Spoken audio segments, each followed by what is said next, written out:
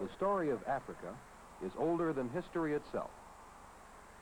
Since the age of Egypt, and even before that, the continent of Africa, with its unusual landscape, exotic animals, and strange peoples, has attracted Europeans. Attracted and frightened them. Because they were afraid, they called Africa a land of savage mystery. Its rainforests became the white man's grave. Its vast stretches of empty desert were called hostile. Similarly, the early Europeans seldom understood the peoples of Africa, whom they feared and enslaved, and therefore called savage and ignorant. Beliefs they did not share, they called weird. Rituals they did not understand were called brutal. The art and music, some of which they could understand, they summed up as mysterious. All these things were tropical Africa to Europeans and Americans. And the myth of the dark continent, deep and mysterious, went unchallenged.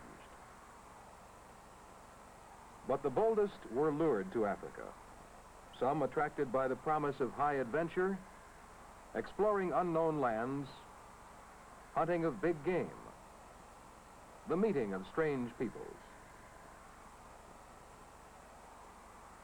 Some were moved to bring Christianity and what they considered to be the benefits of civilization to the African peoples.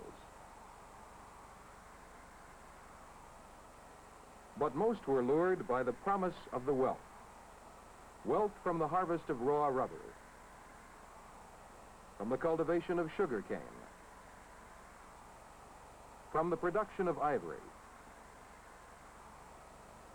and from palm oil. In the 19th century, they also came in search of the minerals of the earth, the gold of the Witwatersrand region of South Africa and of the Gold Coast, the diamonds of the Congo and Kimberley region, Tanganyika and Ghana,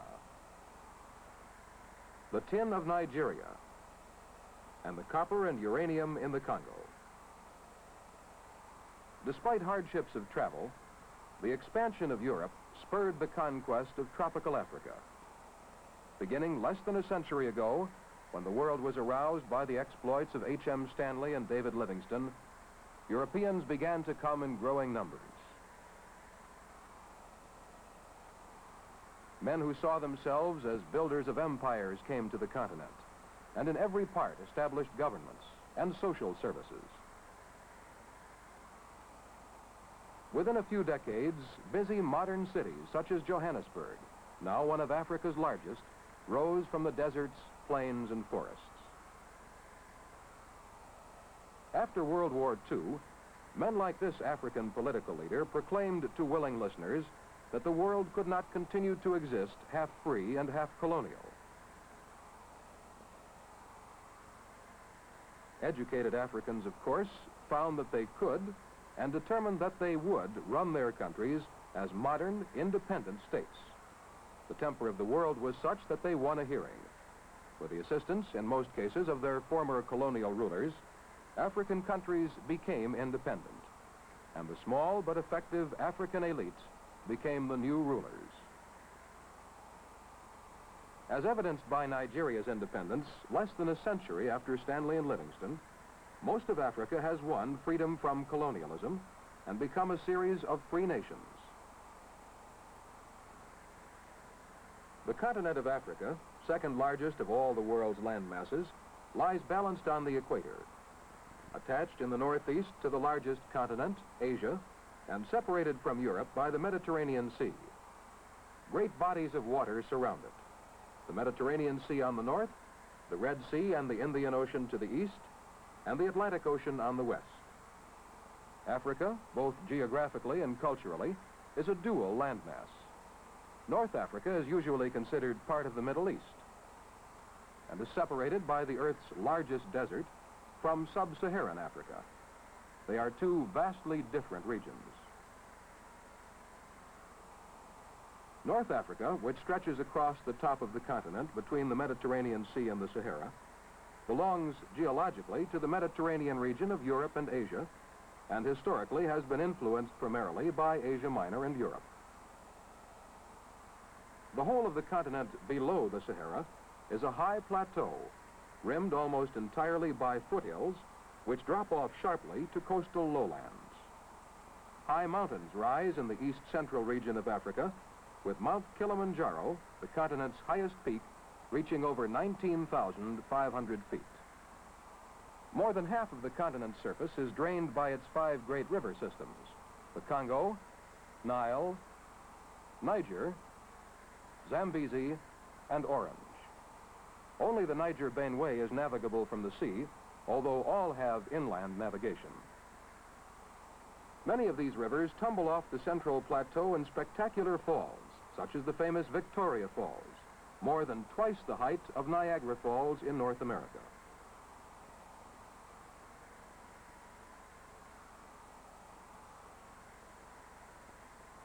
Of the more than 11 million square miles of land in Africa, almost 45% is covered by some type of grassland, mostly savanna, or grassland that has scattered low trees.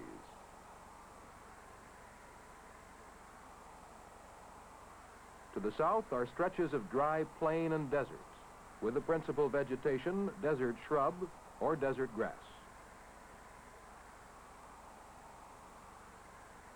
The remainder, little more than 2 million square miles, is tropical rainforest, land primarily along the Guinea coast and the upper reaches of the Congo Basin.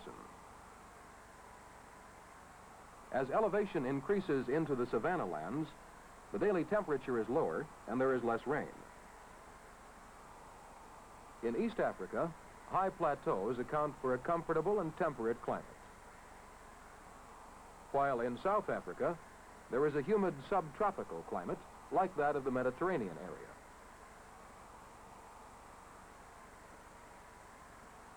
Although for centuries there were outposts of European settlements scattered along the coasts and in South Africa, large-scale conquest waited. Europe was too preoccupied with other matters, and the African trade was profitable enough as it was. Then, in the race for empire, King Leopold of Belgium was among the first to stake out a claim. The French protected their investments and trade by claiming the land north of the Congo River. They also settled in the far north and west. The British, under the influence of Cecil Rhodes' dream of British control from Cairo to the Cape, established themselves throughout much of the continent. The Portuguese consolidated their hold, but lost out to the British in their attempt to create a band across the continent. The Germans, Italians, and Spanish also were in the ranks of the territory grabbers, but the Germans later lost their African possessions as a result of defeat in World War I. At one time, only 2 free countries remained: Liberia, a tiny republic created and protected by the United States, and Ethiopia, ancient Christian kingdom of strong tradition that the Italians ruled only briefly before World War II. Under European rule, more and more white men came and settled, but altogether they numbered only 5 million people, mere islands of scattered white settlements among the continent's 200 million Africans.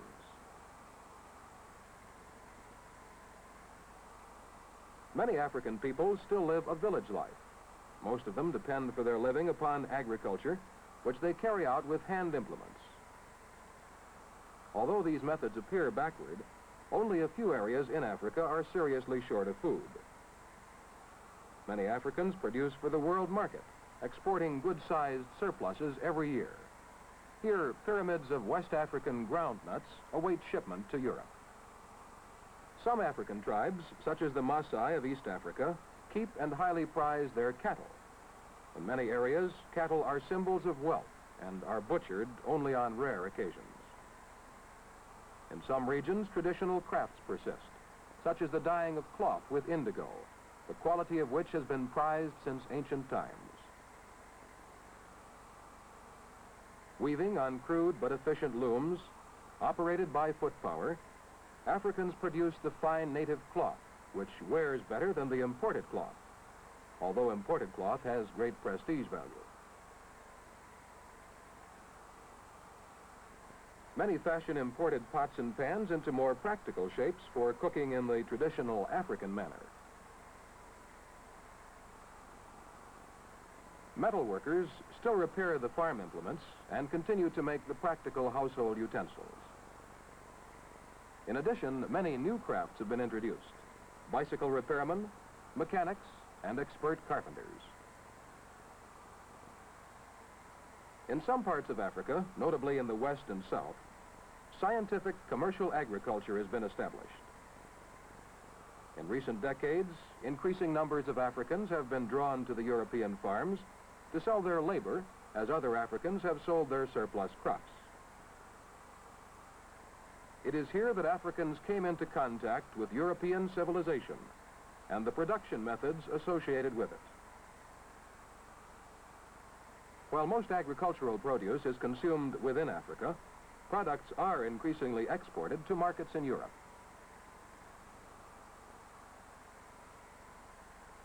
The largest community of white farmers in Africa is the Afrikaners, people of Dutch or Huguenot descent, and the British in South Africa.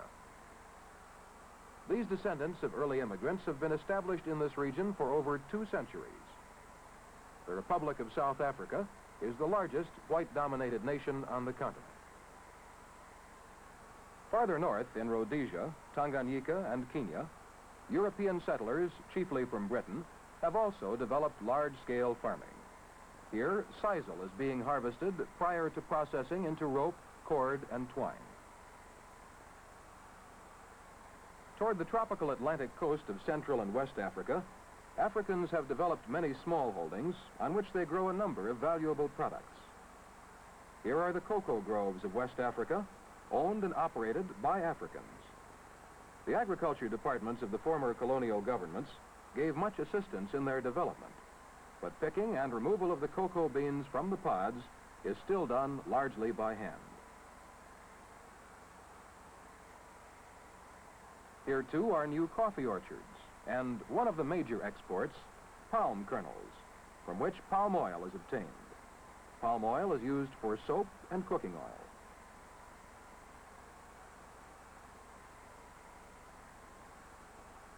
There are large plantations of natural rubber in Liberia, which are America's chief source of natural rubber. These and a number of other products, for the most part introduced by Europeans, have brought wealth and a desire for the goods of Western civilization. Principal imports include manufactured goods, machinery, and food. But far greater wealth has come from beneath the soil. The vast gold reserves of South Africa were one of the first resources to be developed. With the labor of Africans brought in from the tribal reserves of South Africa and neighboring areas, particularly contract labor from Mozambique, wealth is produced that is one of the mainstays of South Africa's economic prosperity. Presently, about 60% of the world's gold supply comes from Africa.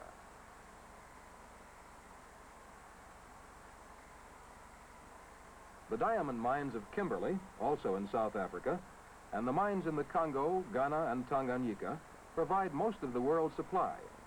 Industrial diamonds come mostly from the Congo region, while the production of gem diamonds is greatest in South Africa.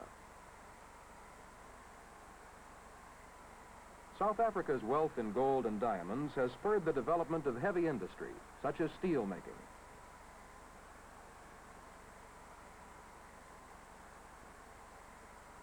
A variety of manufacturing industries has begun to supply the needs of South Africa's large population. An equally important source of other minerals is the vast Congo Basin and neighboring regions in both East and West Africa. The Katanga region contains almost 20% of the world's supply of copper. Here, too, African labor produces the ore essential for the manufacturing nations of Europe and America.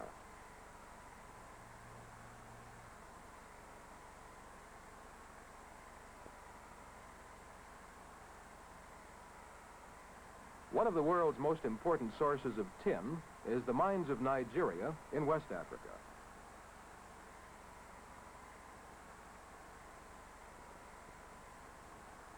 Discoveries in Guinea of the crude ore from which aluminum is produced resulted in a new and important industry to that country.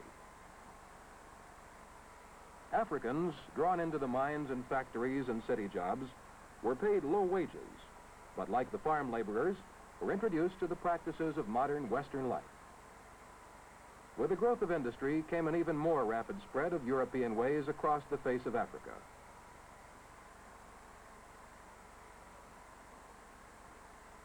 Elizabethville, the center of Katanga copper mining, and Leopoldville, a transportation and governmental center in the Congo, sprang up deep in the wilderness.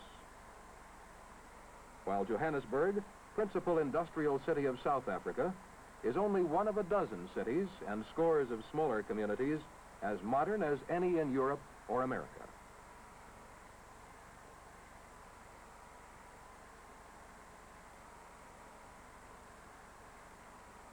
In many parts of the continent, particularly in the South, African settlements have been segregated from white communities, even when Africans had modern housing and community services. However, in many African communities, squalid slums called locations sprawl in the very shadow of modern office buildings and factories. Most of the ruling governments have been making substantial efforts to improve the health and physical well-being of their populations. Great efforts have been made at education. While up to 1960, only a few thousand Africans had an opportunity for an education much beyond the simple rudiments, a fortunate few had opportunities for higher education, either in Africa's universities or those of Europe and America. Everywhere during the colonial period, the work and the life of Africans was given close direction and supervision. There was little opportunity for attaining positions of responsibility. White men often kept apart from Africans, and in most aspects of life have enjoyed the privileges and luxuries of a dominant class. Africans have experienced great differences in the methods of rule of different European governments, but all have experienced one common result: the weakening of traditional tribal organization and the substitution of a new way of life, and inevitably, political revolution. Since the end of World War II, Africans have risen in organized movements to gain self-rule over their economic life as well as their governments. Revolt has been peaceful in most territories, violent in a few. It brought a few outbreaks of terrorism which created a virtual state of war. Political revolt came tragically to a head in the Republic of the Congo.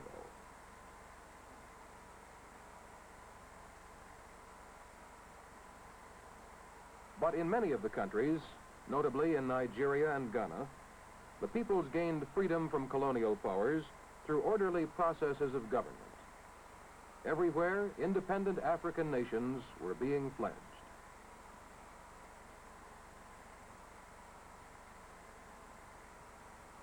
The face of Africa changed swiftly from a pattern of colonial empires to a family of free nations. But these nations generally face graver problems than the winning of independence. They are faced with staggering problems.